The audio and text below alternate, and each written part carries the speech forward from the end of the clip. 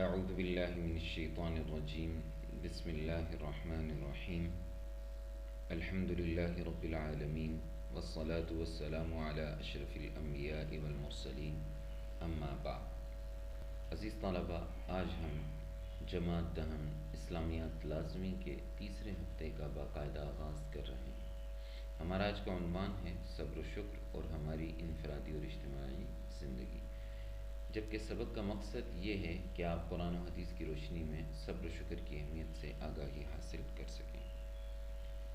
اس سبق کے اہم نکات یہ ہیں کہ صبر و شکر کے معنی اور مفہوم، یعنی لغوی اور اصطلاحی تعریف، شکر کے طریقے، قرآن و حدیث کی روشنی میں صبر و شکر کی اہمیت، انفرادی اور اجتماعی زندگی میں صبر و شکر کے اثرات، قرآن و حدیث کی روشنی میں انبیاء کرام کے صبر و شکر کی مثالیں۔ اور سب سے پہلے ہم صبر و شکر کے معنی اور مفہوم پڑھتے ہیں۔ صبر کے لغوی معنی ہے روکنا اور برداشت کرنا۔ صبر کا اصطلاحی معنی ہے روزمرہ زندگی میں پریشانی، تکلیف اور ناخوشگوار حالات میں ثابت قدم رہتے ہوئے ہمت سے کام لینا، اپنے رب پر بھروسہ رکھنا صبر کہلاتا ہے۔ جبکہ شکر کی لغوی اور اصطلاحی معنی ہے کہ کسی کے احسان اور عنایت پر اس کی تعریف کرنا، اس کا شکریہ ادا کرنا، اس کا احسان ماننا اور زبان سے اس کا کھل کر اظہار کرنا۔ ان عنایات اور احسانات کے اعتراف سے اللہ تعالیٰ کی ذات سب سے زیادہ شکر کی مستحق ہے، جس کا مطلب یہ ہے کہ اللہ تعالیٰ کی تعریف کی جائے، اس کی عنایات کا اعتراف کیا جائے اور اس کے احسانات پر سجدہ شکر ادا کیا جائے۔ دوسرا ہے شکر کے طریقے۔ شکر کے 3 طریقے ہیں۔ سب سے پہلے زبان سے کلمات تشکر ادا کرنا۔ نمبر 2، دل سے، یعنی اللہ تعالیٰ کی عظمت اور اپنی اطاعت اور بندگی کا احساس کرنا۔ اور تیسرا ہے کہ اپنے عمل سے اللہ تعالیٰ کے احکام کی بجا آوری اور اپنے آپ کو اللہ تعالیٰ کے سپرد کر دینا۔ زبان سے کلمات تشکر ادا کرنے کا مطلب یہ ہے کہ جیسے ہم دعا کرتے ہیں، سبحان اللہ، الحمدللہ کرتے ہیں، تو یہ ایسی دعائیں پڑھی جاتی ہیں جن سے اللہ تعالیٰ کے احسان تسلیم کرنے کا ہمیں پتہ چلتا ہے۔ نمبر 2، دل میں اللہ تعالیٰ کی عظمت۔ اس طریقے میں ہر لمحہ اللہ تعالیٰ کے احسان کو محسوس کیا جاتا ہے اور اپنی سانس کی آمد و رفت، زندگی کے تسلسل اور اللہ تعالیٰ کی نعمتوں کے استعمال پر اس کی عظمت کو دل میں محسوس کیا جاتا ہے اور اپنی سوچ کا حصہ بنا کر رکھا جاتا ہے۔ نمبر 3، اپنے عمل سے اس بات کو ثابت کرنا کہ ہم یہ شکر کر رہے ہیں۔ اس طریقے میں انسان پوری طرح یہ محسوس کرتا ہے کہ اس کی اپنی زندگی سے لے کر وہ تمام نعمتیں جنہیں وہ اپنی زندگی کو قائم رکھنے کے لیے استعمال کرتا ہے، اللہ تعالیٰ کی عطا کرتا ہے، تو پھر وہ اپنی زندگی کو اللہ تعالیٰ کی مرضی کے مطابق ڈھال لیتا ہے، اللہ تعالیٰ کی عبادت کرتا ہے اور اپنی زندگی اللہ تعالیٰ کے احکامات پر گزارنے کی کوشش کرتا ہے۔ اب ہم پڑھتے ہیں قرآن و حدیث کی روشنی میں صبر و شکر کی اہمیت۔ صبر بندہ مومن کی خاص نشانی ہے، جسے اللہ تعالیٰ نے اپنے بندوں کے لیے پسند فرمایا ہے، اور پھر صبر کرنے والوں کو بھی اللہ نے پسند فرمایا، اور صبر کرنے والوں کے لیے طرح طرح کی خوشخبریاں رکھی ہیں، جیسا کہ قرآن پاک میں ارشاد ہے، انما یوفی الصابرون اجرہم بغیر حساب، کہ صبر کرنے والوں کو بے حساب اجر دیا جائے گا۔ اور دوسرے مقام پر اللہ تعالیٰ نے ارشاد فرمایا، اور صبر کرو، بے شک اللہ صبر کرنے والوں کے ساتھ ہے۔ ایک اور جگہ یوں ارشاد فرمایا، اور اپنے اللہ کے لیے صبر کرو۔ جبکہ شکر کی اہمیت یہ ہے کہ اللہ تعالیٰ کی ذات سب سے زیادہ شکر کی مستحق ہے، جس کا مطلب یہ ہے کہ اللہ تعالیٰ کی تعریف کی جائے، اس کی عنایات کا اعتراف کیا جائے اور اس کے احسانات پر سجدہ شکر ادا کیا جائے۔ قرآن و سنت کی روشنی میں شکر کی اہمیت کیا ہے، یہ اس آیت سے ہمیں پتہ چلتا ہے کہ لئن شکرتم لازیدنکم ولئن کفرتم ان عذابی لشدید، کہ اگر شکر ادا کرو گے تو تمہیں اور دیا جائے گا، اور اگر کفران نعمت کرو گے تو اللہ کا عذاب بڑا سخت ہے۔ اور شکر کی اہمیت کا اندازہ اس بات سے بھی لگایا جا سکتا ہے کہ حضور کریم صلی اللہ علیہ وسلم نے ارشاد فرمایا، من لم یشکر الناس لم یشکر اللہ، جو شخص اللہ کا شکر ادا نہیں کرتا وہ انسان کا شکر بھی ادا نہیں کرتا۔ ایک اور حدیث میں صبر و شکر کے متعلق آپ صلی اللہ علیہ وسلم نے خوب فرمایا کہ مومن کا معاملہ بھی خوب ہے، یہ مومن ہی کی خصوصیت ہے کہ جب اس کو خوشی پہنچتی ہے تو شکر کرتا ہے، بس اس کے لیے بہتر ہوتا ہے، اور جب مصیبت پہنچتی ہے تو صبر کرتا ہے تو یہ اس کے لیے بہتر ہوتا ہے۔ اور اب ہم پڑھتے ہیں انفرادی اور اجتماعی زندگی میں صبر و شکر کے اثرات۔ صبر کے متعلق اسلامی تعلیمات یہ ہیں کہ مسلمانوں کی اجتماعی زندگی اور انفرادی زندگی میں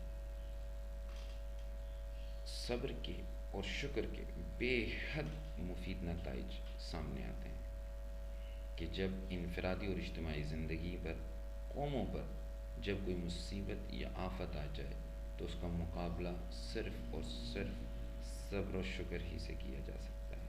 اگر ایسے حالات میں بے صبری، افراتفری، بد نظمی، مایوسی اور بے عملی کا مظاہرہ کیا جائے تو انفرادیت اور اجتماعیت اکثر تباہ و برباد ہو جایا کرتی ہے، اور اس آزمائش میں پورا اترنے کی صلاحیت صرف وہ قوم اور وہ برادری رکھتی ہے جو اللہ تعالیٰ کی تائید اور نصرت پر یقین رکھتی ہے، جو لوگ صبر کا دامن ہاتھ سے جانے نہیں دیتے، کیونکہ انسانی زندگی میں تنگی اور خوشحالی، غم خوشیاں بدل بدل کر لاتے ہیں، اس لیے صبر کرنے والے ہی حقیقی طور پر زندگی کا لطف اٹھا سکتے ہیں، جیسا کہ قرآن کریم میں ارشاد ہے، یا ایہا الذین آمنوا استعینوا بالصبر والصلاۃ، اور اس سے اگلی آیت میں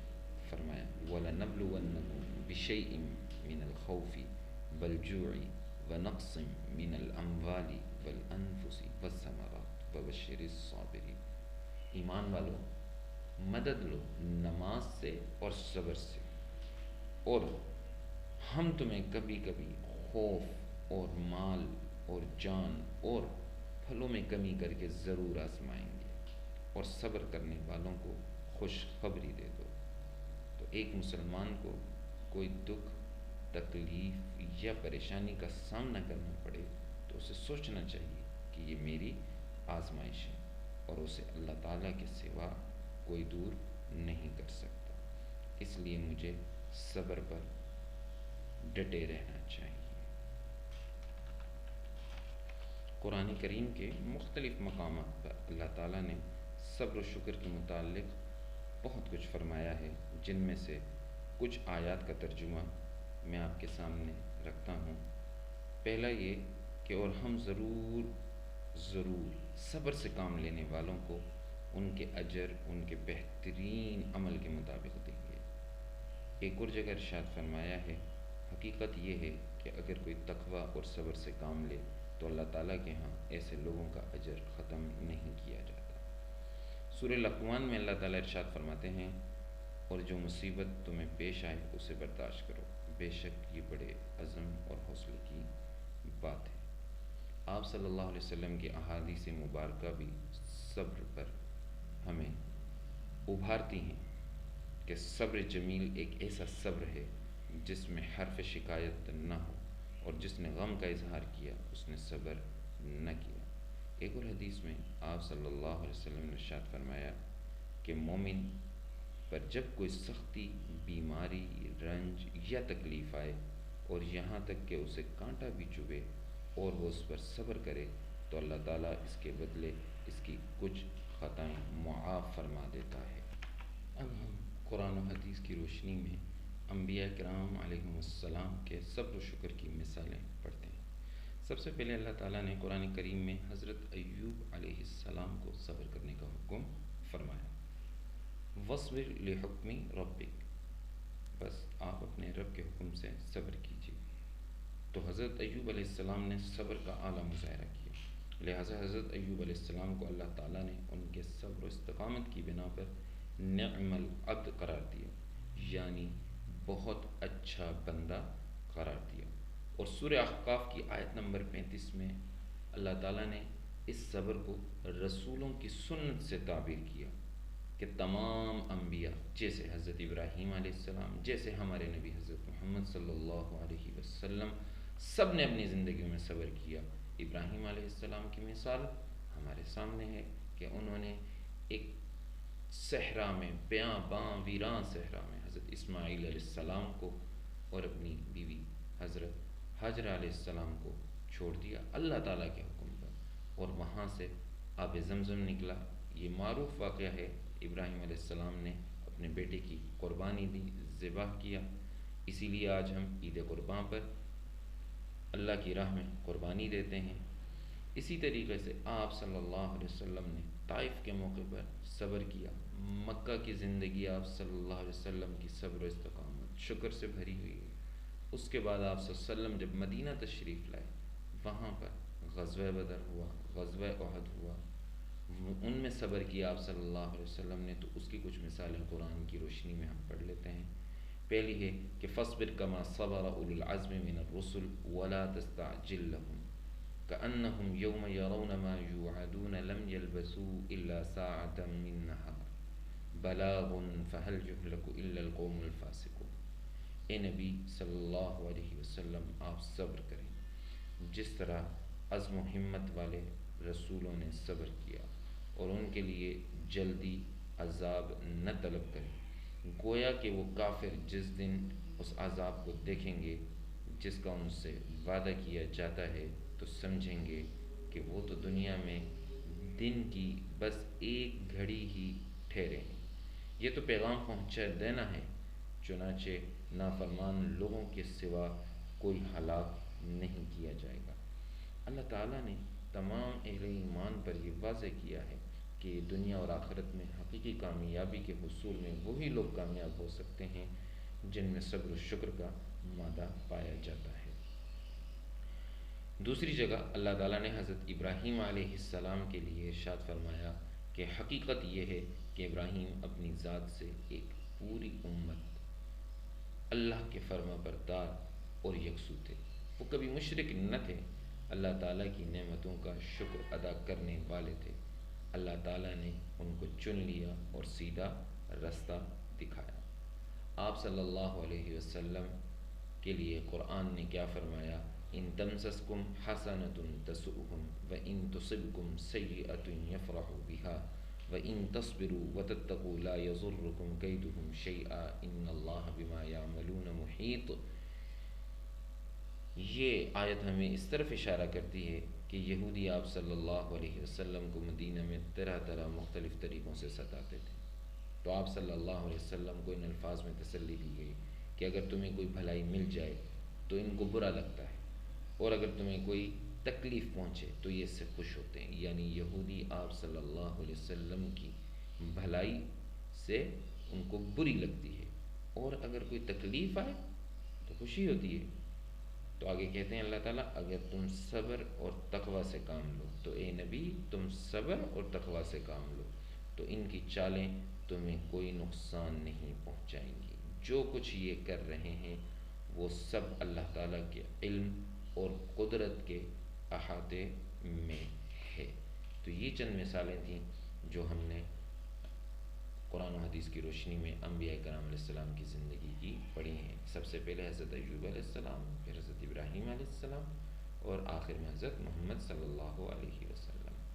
اب ہم اس سبق کا حاصل بحث پڑھتے ہیں کہ اس سبق سے جو بات ہمارے سامنے واضح ہو کے آئی ہے وہ یہ ہے کہ صبر و شکر انسان کی ایک اعلیٰ درجہ کی صفات ہیں جن کے ذریعے انسان کے عقائد و نظریات میں پختگی اور انفرادی اور اجتماعی زندگی میں پرسکون اور مطمئن ہو جاتی ہیں۔ تو اللہ تعالیٰ سے دعا ہے جو کچھ ہم نے پڑھا اور سنا اس پر ہمیں عمل کرنے کی توفیق عطا فرمائے۔ آخر میں یہ آپ کا جائزہ ٹیسٹ ہے، یہ آپ نے فل کرنا ہے اور کچھ سوالات کے جوابات دینے ہیں اور پھر اپنے اساتذہ کو بھیج دینے ہیں۔ اس پیغام کے ساتھ گھر میں رہیے، محفوظ رہیے۔ اللہ حافظ۔